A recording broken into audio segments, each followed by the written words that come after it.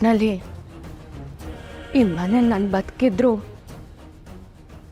ಸತ್ತಿರೋ ಥರ ಇರಬೇಕು ಅಲ್ವಾ?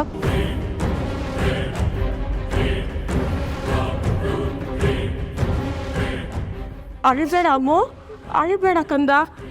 ನೋಡು, ನಿನ್ನ ಮೇಲೆ ಪ್ರೀತಿ ಇರೋದಕ್ಕೆ ತಾನೇ ನಾನಿನ್ನ ಇಷ್ಟೊಂದು ಮುದ್ದಾಗಿ ಸಾಕ್ತಾ ಇರೋದು.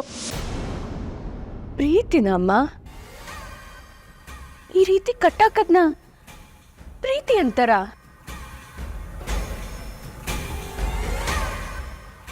ಆದ್ರೆ ನನಗೆ ಪ್ರೀತಿಯಿಂದ ಉಸಿರಾಡಕ್ಕೂ ಆಗ್ತಿಲ್ಲ. ಒಮ್ಮೊಮ್ಮೆ ಇದೆಲ್ಲ ನಾಶ ಮಾಡ್ಬೇಕು ಅನ್ಸುತ್ತೆ.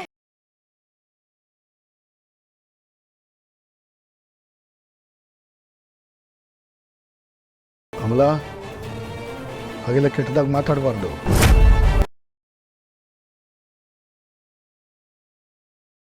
ಓ, ಹೌದಾ ಮೂರ್ತಿ ಅಂಕಲ್? ಇನ್ಮೇಲೆ ಹೀಗೆಲ್ಲ ಮಾತಾಡೋದಿಲ್ಲ, ಸರಿನಾ? ಈಗ ಊಟ ಮಾಡ್ತೀನಿ, ಓಕೆ ಅಲ್ವಾ?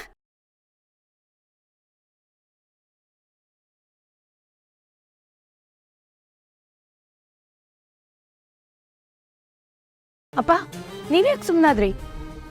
ನೀವು ಡಲ್ಲಾಗಿರ್ಬಾರ್ದು. ನಾನು ಏನು ಮಾಡಬೇಕು ಅಂತ ಹೇಳಿ. ಈಗೇನು, ನಾನು ರೆಸ್ಟ್ ಮಾಡಬೇಕಾ? ಅಷ್ಟೇ ತಾನೆ, ನಾನು ಮಲಗ್ತೀನಿ ಬಿಡಿ. ಅಮ್ಮ, ಕರೆಕ್ಟಾಗಿ ನನ್ಗೆ ಊಟದ ಟೈಮ್ಗೆ ಎಬ್ಬರಿಸ್ಬಿಡು, ಮತ್ತೆ ಬಂದು ಊಟ ಮಾಡ್ತೀನಿ, ಸರಿನಾ?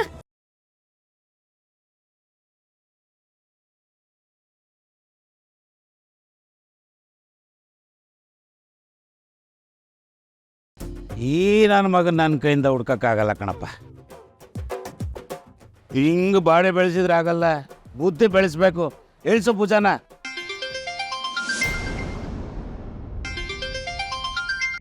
ಹಲೋ, ಅವಾಗಿಂದ ಫೋನ್ ಮಾಡ್ತಾನೆ ಇದ್ದೀನಿ, ಯಾಕಪ್ಪ ಕಾಲ್ ರಿಸೀವ್ ಮಾಡಿಲ್ಲ? ಅಯ್ಯೋ, ಈಗ ರಿಸೀವ್ ಮಾಡಿದ್ನಲ್ಲ ಮಗಳೇ, ತುಂಬ ಟೆನ್ಷನಲ್ಲಿದ್ದೀನಿ. ಹೇಳು. ನಾನು ಟೆನ್ಷನ್ ಅಲ್ಲಿ ಕಾಲ್ ಮಾಡಿದಪ್ಪ. ನನ್ ಬರೋಷ್ಟ್ರಲ್ಲಿ ನೀವ್ ಯಾರು ಇರ್ಲೇ ಇಲ್ಲ ಅಲ್ಲಿ ಪುರುಷಿ ಭಾವನೂ ಕಾಣಿಸ್ತಿಲ್ಲ ಅಂತ ಗೊತ್ತಾಯ್ತು. ಅಂದ್ರೆ ಮದ್ವೆ ನಿಂತೋಯ್ತಾ? ಛೇ ಛೇ ಛೇ ಛೇ ಬಿಡ್ತು ಅನ್ನು ಮಗಳೇ, ಅದೇನು ಅಂತ ಮಾತಾಡ್ತೀಯ?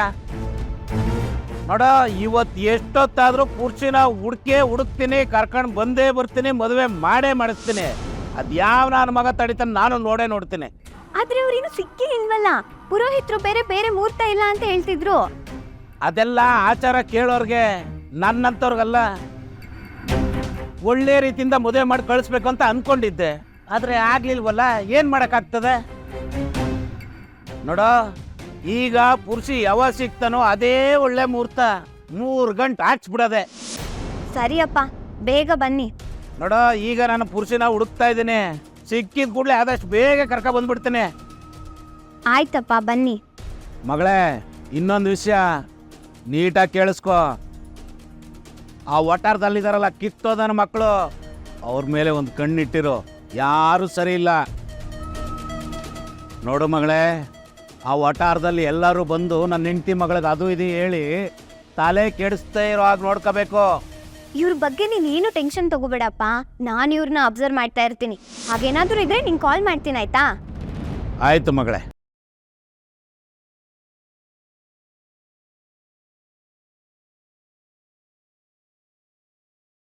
ಒಳ್ಳೆಯವರಿಗೆ ಒಳ್ಳೇದಾಗುತ್ತೆ ಅಂತಾರಲ್ಲ, ಇದಕ್ಕೆ ನೋಡು. ಅಂತೂ ಕೊನೆಗೂ ನಮ್ಮ ಆರಾಧನಾ ಬದುಕುಳಿತಲ್ಲ, ಅಷ್ಟೇ ಸಾಕು. ಹೌದಜ್ಜಿ, ಎಲ್ಲ ಆಗಿದ್ದು ನಮ್ಮ ರಾಜಿಂದನೇ. ಪಾಪ ನಾವೆಲ್ಲ ಅವನನ್ನ ಎಷ್ಟು ಬೈದ್ವಿ, ಆದ್ರೂ ಮನ್ಸಲ್ಲಿ ಏನು ಇಟ್ಕೊಳ್ದೆ ನಮಗೆ ಒಳ್ಳೇದನ್ನೇ ಮಾಡ್ದ. ಹೌದು, ಎಲ್ಲವನು ಆಗ್ಲಿಂದ ಕಾಣಿಸ್ತಾನೆ ಇಲ್ಲ. ಆಗ್ಲೇ ಬೇಜಾರಾಗಿ ಹೋದವನು ಇನ್ನೂ ಬಂದೇ ಇಲ್ಲ. ಹೌದಾ? ಅವನಿಗೆ ನಾವು ತುಂಬಾ ಅವಮಾನ ಮಾಡಿಬಿಟ್ವಿ, ಅದಕ್ಕೆ ಬೇಜಾರಾಗಿ ಹೋಗಿರ್ತಾನೆ. ಅವನು ಬಂದ ತಕ್ಷಣ ನಮ್ಮನ್ನ ಕ್ಷಮಿಸ್ಬಿಡು ಅಂತ ಕೇಳಬೇಕು. ಅವನು ಇಲ್ಲದೆ ಹೋಗಿದ್ದಿದ್ರೆ ಇಷ್ಟೊತ್ತಿಗೆ ಆರಾಧನಾ ಮದುವೆ ನಡೆದೇ ಹೋಗಿರೋದು. ಅದನ್ನ ಊಹೆ ಮಾಡ್ಕೊಳಕ್ಕೂ ಕಷ್ಟ ಆಗ್ತಿದೆ. ಪಾಪ ಆ ಹುಡುಗ ತಾನು ಮಾಡ್ತಿದ್ದ ಸಹಾಯದ ಬಗ್ಗೆ ಯಾರ ಹತ್ರನೂ ಹೇಳ್ಕೊಳ್ದೆ ಒಬ್ನೇ ನಿಭಾಯಿಸ್ತಾ ಇದ್ದ. ಒಂದ್ ರೀತಿಲಿ ನೋಡಿದ್ರೆ ಅವನು ಯಾರಿಗೂ ಹೇಳ್ದೆ ಇರೋದೇ ಒಳ್ಳೇದನ್ಸುತ್ತೆ. ಯಾಕಜ್ಜಿ? ಅವನು ಹೇಳಿದ್ರೆ ಆರಾಧನಾ ನಾವು ಆರಾಮಾಗಿರ್ತಿದ್ವಿ. ಆಗ ಮಹೇಶನಿಗೆ ಡೌಟ್ ಬಂದು ಮದುವೆ ಮಾಡ್ಸಕ್ಕೆ ಇನ್ನೊಂದು ದಾರಿ ಹುಡುಕ್ತಿದ್ದ. ಹೌದು, ಕೊನೆ ಕ್ಷಣದವರೆಗೂ ನಾವೆಲ್ಲರೂ ಕೆಂಡದ ಮೇಲೆ ನಿಂತ್ಕೊಂಡಿದ್ವಿ. ಹಾಗಾಗಿ ಅವ್ರಿಗೆ ಯಾವ ಡೌಟು ಬರಲಿಲ್ಲ. ಎಷ್ಟು ಒಳ್ಳೆ ಹುಡುಗ ಅವನು. ಒಂದು ಕ್ಷಣ ಇಂಥ ಮೊಮ್ಮಗ ನನಗೂ ಇರಬಾರ್ದ ಅನ್ನಿಸ್ತು. ಅವನು ನಮ್ಮೆಲ್ಲರೂ ಮನೆ ಮಗನೇ ಅಜ್ಜಿ. ಅವನಿಗೆ ಇಷ್ಟೊಂದು ಒಳ್ಳೆ ಮನಸ್ಸಿರೋದ್ರಿಂದನೇ ನಮಗೆ ಇಷ್ಟೊಂದು ಸಹಾಯ ಮಾಡಿದ್ದಾನೆ. ರಾಜ್ ನಮಗೆ ಸಹಾಯ ಮಾಡಿರೋ ವಿಷಯ ಇವ್ರಿಗೆ ಅತ್ತಿಗೆಗೆ ಗೊತ್ತಾಗಬಾರ್ದು. ಹೌದು, ಅವ್ರಿಗೆ ಯಾವುದೇ ಡೌಟ್ ಬರದೇ ಇರೋ ಥರ ಸುಮ್ಮನಿದ್ಬಿಡೋಣ. ಆರಾಧನಾ, ಬಾಯಿಲಿ.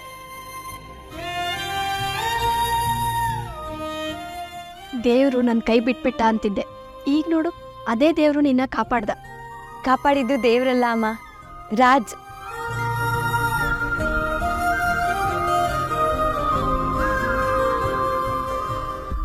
ಹೌದು ಕಣೆ, ಅವನೇ ನಮ್ಮ ಪಾಲಿಗೆ ದೇವ್ರಾಗಿ ಬಂದ. ಹ್ಞೂ ಅಮ್ಮ, ಆದರೆ ನಾನೇ ರಾಜ್ಗೆ ಬೈದ್ಬಿಟ್ಟೆ. ನನ್ನ ಬಗ್ಗೆ ನನಗೆ ಬೇಜಾರಾಗ್ತಿದೆ. ಅದಕ್ಕೆ ಒಂದ್ಸರಿ ಅವ್ರ ರೂಮ್ ಹತ್ರ ಹೋಗಿ ಥ್ಯಾಂಕ್ಸ್ ಹೇಳ್ಬಿಟ್ಟು ಬರ್ತೀನಿ. ಅಂತೂ ಬೆಟ್ಟದ ಹಾಗೆ ಬಂದ ಕಷ್ಟ ಮಂಜಿನ ಥರ ಕರಗೋಯ್ತು. ಇಲ್ಲ ಚಂದ್ರಣ್ಣ, ನಾವು ಅನ್ಕೊಂಡಂಗೆ ಇನ್ನೂ ಮುಗ್ದಿಲ್ಲ. ಇವರು ಅತ್ತಿಗೆ ಬಂದು ಏನೇನು ಗಲಾಟೆ ಮಾಡ್ತಾರೋ ಏನೋ. ರೇವತಕ್ಕ,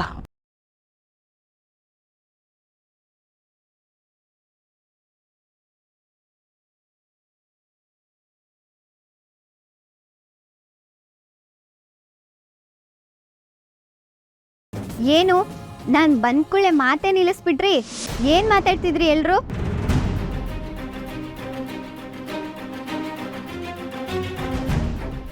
ಏನಿಲ್ಲ ಸಿರಿ, ಪಾಪ ಪುರುಷಿ ಎಲ್ಲಿದ್ದಾನೆ ಅನ್ನೋದ್ರ ಬಗ್ಗೆನೇ ಯೋಚನೆ ಮಾಡ್ತಾ ಇದ್ವಿ. ಅಕ್ಕ ಎಲ್ಲಿ?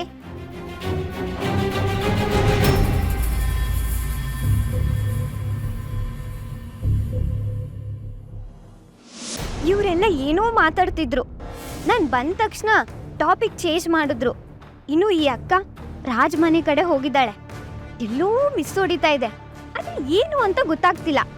ಅಪ್ಪ ಬಂದ ತಕ್ಷಣ ಈ ವಿಷಯ ಮೊದಲು ಅಪ್ಪಂಗೆ ಹೇಳ್ತೀನಿ.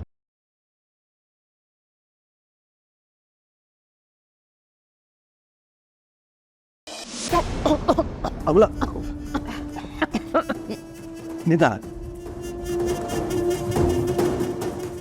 ಅಮ್ಲ, ಯಾಕಂದ ಹೀಗೆ ಮಾಡ್ತಿದೀಯಾ? ಅಲ್ಲ, ನಾನಂಥದ್ದು ಏನು ಹೇಳಿದೆ ಅಂತೇಳಿ ನೀನು ಇಷ್ಟೊಂದು ಸಿಟ್ಟು ಮಾಡ್ಕೊಳ್ತಾ ಇದೀಯಾ? ನಿನ್ನ ಹೆಲ್ತ್ ಬಗ್ಗೆ ನಾನು ಕೇರ್ ಮಾಡೋದು ತಪ್ಪ ಪುಟ? ತಪ್ಪಲ್ಲ ಅಪ್ಪ. ಹಾಗಂತ ನನ್ನ ಮನೇಲೇ ಇರಲ್ಲ. ಖಾಲಿ ಕೂತಿದ್ರೆ ತಲೆಯಲ್ಲಿ 100 ಯೋಚನೆ ಬರುತ್ತೆ ಅಪ್ಪ. ತಲೆ ಕೆಟ್ಟೋಗುತ್ತೆ, ಹುಚ್ಚಿಡಿಯುತ್ತೆ.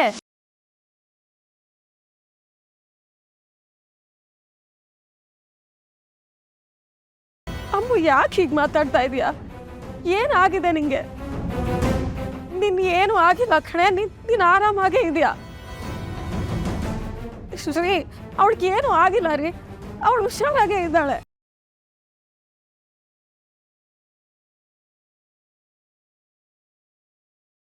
ಅಮ್ಮ, ರಿಲ್ಯಾಕ್ಸ್. ನೀನ್ ಯಾಕೆ ಇಷ್ಟು ಗಾಬರಿ ಆಗ್ತಿದ್ಯಾ? ನನಗೇನಾಗಿದೆ ಅಂತ ನನಗೆ ಗೊತ್ತು.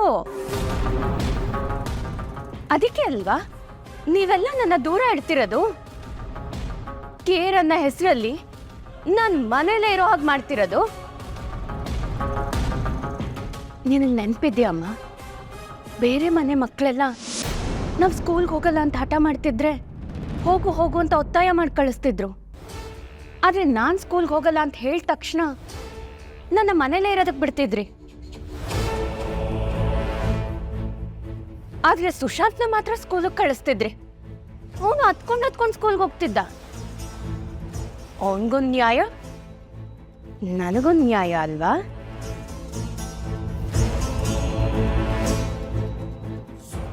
ಆಗಲೇ ಗೊತ್ತಾಗಿತ್ತಮ್ಮ ನಾನು ಸ್ಪೆಷಲ್ ಚೈಲ್ಡ್ ಅಂತ. ಅದಕ್ಕೆ ನನಗೆ ಸ್ಪೆಷಲ್ ಟ್ರೀಟ್ಮೆಂಟ್ ಅಲ್ವಾ? ಅಮ್ಮ ಪ್ಲೀಸ್ ಕಣೆ, ಏನೇನೋ ಮಾತಾಡಬೇಡ್ವೆ. ಅಲ್ಲ ಅಮ್ಮ, ನಾನು ಸ್ಕೂಲ್ಗೂ ಹೋಗೋದು ಬೇಡ, ಆಫೀಸ್ಗೂ ಹೋಗೋದು ಬೇಡ, ಮತ್ತೆಲ್ಲಿಗೆ ಹೋಗಲಿ? ಅಷ್ಟಕ್ಕೂ ಆಫೀಸಲ್ಲಿ ಅಪ್ಪ ಇರ್ತಾರೆ, ಸ್ಯಾಂಡಿ ಇರ್ತಾರೆ, ಮೂರ್ತಿ ಅಂಕಲ್ ಇರ್ತಾರೆ. ಮತ್ತಿನ್ನೇನು ಭಯ? ನಾನು ಎಲ್ಲರೂ ಥರ ಇರಬಾರ್ದಾ? ಸ್ಪೆಷಲ್ ಆಗೇ ಇರಬೇಕಾ? ಆಯ್ತು, ಹಾಗೆ ಇರ್ತೀನಿ, ಸ್ಪೆಷಲ್ ಆಗೇ ಇರ್ತೀನಿ.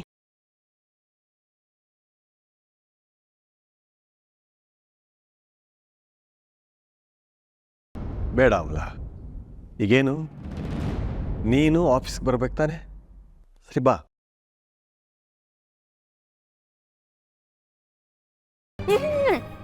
ಬೇಡ ಬೇಡ, ನಾನು ಬರೋದಿಲ್ಲ.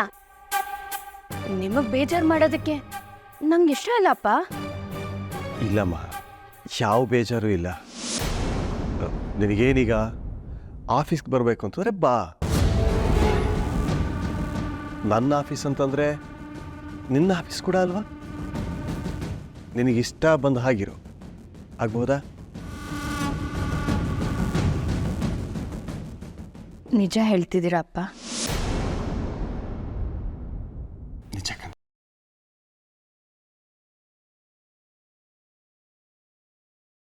ಥ್ಯಾಂಕ್ಸ್ ಅಪ್ಪ, ಥ್ಯಾಂಕ್ ಯು ಸೋ ಮಚ್. ಅಮ್ಮ, ಅಪ್ಪ ಹೇಳಿದ್ ಕೇಳಿಸ್ಕೊಂಡ್ಯಾ? ನಾನು ಆಫೀಸ್ಗೆ ಹೋಗ್ಬೋದಂತೆ. ನಾನು ಮತ್ತೆ ಆಫೀಸ್ಗೆ ಹೋಗ್ತೀನಿ. ನನಗೆ ಎಷ್ಟು ಖುಷಿ ಆಗ್ತಿದೆ ಗೊತ್ತಾ? ಮೂರ್ತಿ ಅಂಕಲ್, ನಾನು ಆಫೀಸಿಗೆ ಬರ್ತಾ ಇದ್ದೀನಿ.